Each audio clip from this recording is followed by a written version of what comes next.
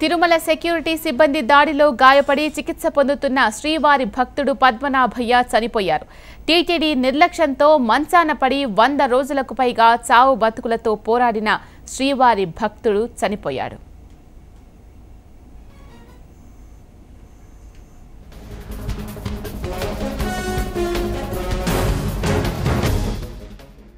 స్విమ్స్ హాస్పిటల్లో కోమాలో ఉన్న పద్మనాభయ్య చనిపోయినట్లు వైద్యులు ప్రకటించారు. వైద్య చికిత్సకు పద్మనాభయ్య స్పందించలేదని హాస్పిటల్ నుంచి తీసుకెళ్లిపోమని గతంలో వైద్యులు చెప్పారు. అయితే సరిగా ఆయనకు ట్రీట్మెంట్ అందించలేదని పద్మనాభయ్య కుటుంబ సభ్యులు వాపోయారు. టీటీడీ పట్టించుకోవడం లేదని ఆరోపించారు.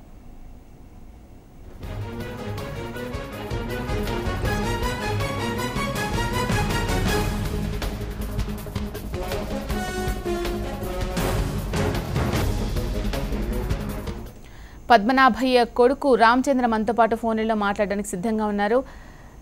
రామచంద్ర గారు, మనం చూస్తున్నా మీరు గతంలో కూడా హెచ్ఎంటీవీకి చెప్పడం జరిగింది, టీటీడీ సిబ్బంది కావచ్చు అలాగే హాస్పిటల్ వాళ్ళు కావచ్చు సరిగా ట్రీట్మెంట్ అందించట్లేదు, తీసుకెళ్లిపోమ్మని చెప్తున్నారు అని గతంలోనే మీరు చెప్పారు. అసలు ఎలా జరిగింది? ఇప్పుడు అయితే మీ ఫాదర్ చనిపోయినట్లుగా వైద్యులు చెప్తున్నట్టుగా తెలుస్తోంది. అవును మేడం, నాకు 5కి ఫాలో అవడానికి లోపలికి వెళ్ళాను. గుండు కొట్టుకోవట్లేదు, సీరియస్ గా ఉందని చెప్పారు. ఒక అరగంట తర్వాత మా నాన్నగారు చనిపోయారు అని చెప్పారు మేడం. మీకు ఏమైనా కండిషన్స్ గురించి చెప్పారా అండి? మీ ఫాదర్ ట్రీట్మెంట్ కి రెస్పాండ్ అవ్వట్లేదు, కొంచెం సీరియస్ గా ఉంది అనేది ఇన్ఫర్మేషన్ మీకు ఎప్పటికప్పుడు ఇవ్వడం చేస్తున్నారా హాస్పిటల్ సిబ్బంది? ఎవరేం చెప్పలేదు మేడం. మేము 100 రోజుల నుంచి ఇక్కడే ఉంటున్నాము, అసలు ఎవరు పట్టించుకోలేదు. ఒంటి మీద కూడా 7 పుళ్ళు పడ్డాయి. ఆ పుళ్ళుకే ట్రీట్మెంట్ జరుగుతుంది తప్ప మిగతా దానికి ట్రీట్మెంట్ ఇక్కడ లేదని వాళ్ళు 2 నెలల కిందటే చెప్పేశారు మేడం. 2 నెలల కింద చెప్పిన కానీ నేను హెచ్ఎంటీ వాళ్ళకి ఆల్కి ఫోన్ చేసి అందరూ వచ్చారు చూపిస్తారు కానీ ఎవరూ పట్టించుకోలేదు మేడం. టీటీడీ అధికారులు ఎవరైనా రావడం జరిగిందా అండి? ఆయన కోమాలో ఉన్నారు, చిక్కి శల్యమైపోయారు. ఒక రకంగా చూస్తుంటే మనం చాలా ఘోరమైన పరిస్థితిలో ఆయన చనిపోయినట్లుగా మనకు కనిపిస్తోంది. ట్రీట్మెంట్ ఏ విధంగా జరిగింది? అసలు మీరు చెప్పడం అయితే అంతకుముందు సరిగా ట్రీట్మెంట్ కూడా చేయలేదు, సరిగా రెస్పాండ్ అవ్వట్లేదు అని చెప్పి తీసుకెళ్ళిపోమని చెప్పారు. దేవస్థానంలో అసలు ఎవ్వరు ఇన్ని రోజు 100 రోజులు అయినా కూడా ఒక్కరు కూడా రాలేదు మేడం. నేను ఒక్కనే ఇక్కడ ఉండి ట్రీట్మెంట్ చూసుకుంటూనే ఉన్నాను. పొద్దున్న సాయంత్రం పాలు అవన్నీ పట్టుకెళ్తూనే ఉన్నాము.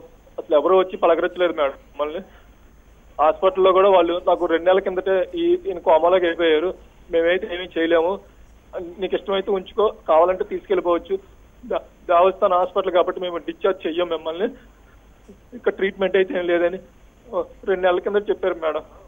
ఈ ఇన్సిడెంట్ అయిన తర్వాత కూడా ఎవరు అసలు కలవడానికి రాలేదా అండి? అధికారులు సెక్యూరిటీ సిబ్బంది దాడిలో గాయపడ్డారు కాబట్టి టీటీడీ నుంచి ఎవరైనా వచ్చి మాట్లాడాల్సిన అవసరం ఉంది, దీనికి సంబంధించి ఎవరు రాలేదా? ఈ 100 రోజుల్లో ఒక్కరు కూడా వచ్చి మాట్లాడలేదు మేడం నాతో. ఈ రోజు నాన్నగారు చనిపోయారు, ఆ ఇంటి దిక్కు ఆయన, మాకు ఎవరిస్తారు మేడం? 100 రోజుల నుంచి నరకం చూస్తున్నాం హాస్పిటల్లో. నేను రోజు కోలుకుంటారు అనుకున్నాను. ఈ రోజు మా నాన్నగారు చాలా తప్పిస్తారు మాకు.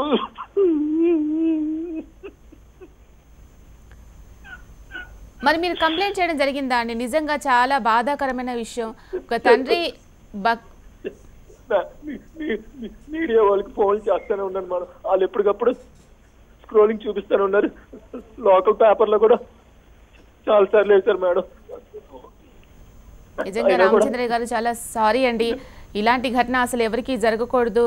దేవుడిని దర్శించుకుందామని వెళ్ళినప్పుడు నిజంగా అక్కడ వాళ్ళు మనని చాలా జాగ్రత్తగా దేవుడి దర్శనం చేయించి ఇంటికి పంపించాల్సిన బాధ్యత అక్కడ వాళ్ళకు ఉంటుంది. కానీ ఈ విధంగా భక్తులతో ప్రవర్తించడం నిజంగా చాలా బాధాకరమండి. I'm very sorry.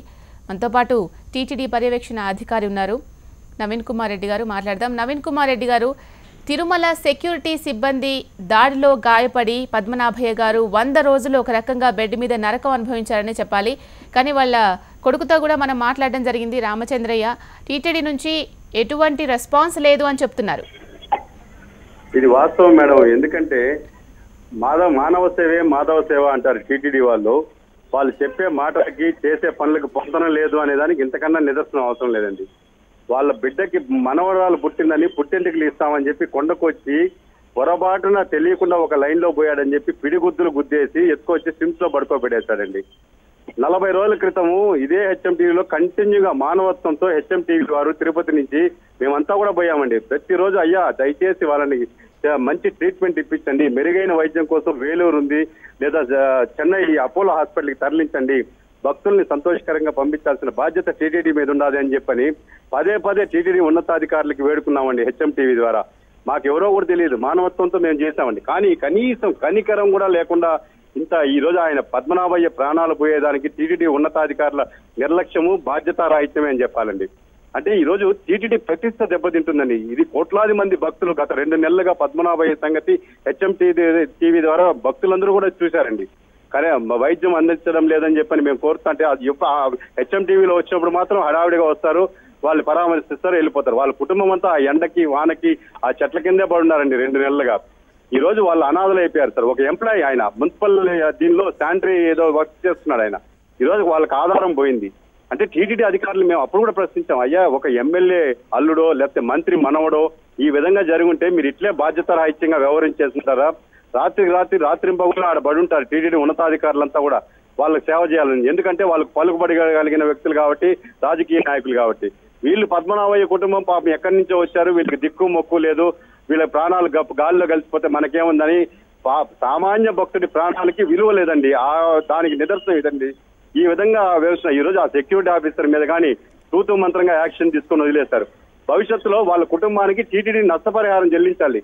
ఇలాంటివి పునరావృతం కాకుండా ఉండాలంటే వాళ్ళు ఏం చేయాలండి? ఇప్పుడు ఆ బిడ్డున్నారు వాళ్ళ మనవాళ్ళు కొడుకులంతా గోరుమని గత 2 నెలలుగా వాళ్ళకి ఏడుపులేండి. ఆ సిమ్స్ ప్రాంగణంలో ఆడికి హాస్పిటల్కి వచ్చే వాళ్ళంతా కూడా అయ్యో పాపం అంటా అన్నారే కానీ టీటీడీ ఉన్నతాధికారులకు మాత్రం మనసు మాత్రం కరగలేదండి. నిర్దాక్షిణ్యంగా వ్యవహరించారండి వాళ్ళ కుటుంబం విషయంలో మాత్రం. చాలా బాధాకరమైనటువంటి విషయం. ఆయన ఆత్మకు శాంతి చేకూరాలని టీటీడీ ఉన్నతాధికారులు ఇప్పటికైనా కనువిప్పు కలగాలి. ఆ దేవదేవుడి వరం ఇచ్చిన పూజారి వరం ఇమ్మన్నట్టు భగవంతుడు కోట్లాది రూపాయలు ఆ భక్తులు సమర్పిస్తుంటే ఆ భక్తుల్ని ఈ విధంగా పిడిగుద్దులు గుద్ది చేయడం అనేది ఎంతవరకు సమంజసమండి? రేపు ఏమన్నా కొండవైపు కన్నెత్తి చూడాలంటే భయపడే పరిస్థితి. కుమార్ రెడ్డి గారు మనతో పాటు భానుప్రకాష్ రెడ్డి గారు ఉన్నారు, టీటీడీ ఎక్స్ మాజీ సభ్యులు ఉన్నారు భానుప్రకాష్ రెడ్డి గారు. భానుప్రకాష్ రెడ్డి గారు, గతంలో ఎప్పుడైనా టీటీడీకి సంబంధించి ఇటువంటి ఘటన ఎప్పుడైనా జరిగిందా? అయినా సెక్యూరిటీ సిబ్బంది వాళ్ళను జాగ్రత్తగా దర్శనం చేసి పంపించాల్సిన బాధ్యత, ఒక క్యూ లైన్లో నడిపించాల్సిన బాధ్యత సెక్యూరిటీది. అలాంటి సెక్యూరిటీ ఒక వృద్ధుడు, అంటే ఆయనకి మంచి ఏజ్ ఉంది, చాలా పెద్ద ఆయనకి ఆయన వయసుకి రెస్పెక్ట్ ఇవ్వాల్సిన అవసరం ఉంది. అలాంటి ఆయన మీద ఇటువంటి దాడి చేసి 100 రోజులు ఆయన ట్రీట్మెంట్ తీసుకొని ఇప్పుడు చనిపోయాడు. ఎవరండి ఈ నిర్లక్ష్యానికి బలైపోయింది? ఎవరు? ఇప్పుడు దీనికి కారణం ఏమంటారు?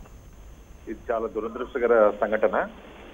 నేను కూడా వెళ్ళి సిమ్స్ హాస్పిటల్ ఉన్నప్పుడు వారిని వారి కుటుంబ సభ్యుల్ని పరామర్శించి రావడం జరిగింది. కానీ చాలా బాధగా ఉంది.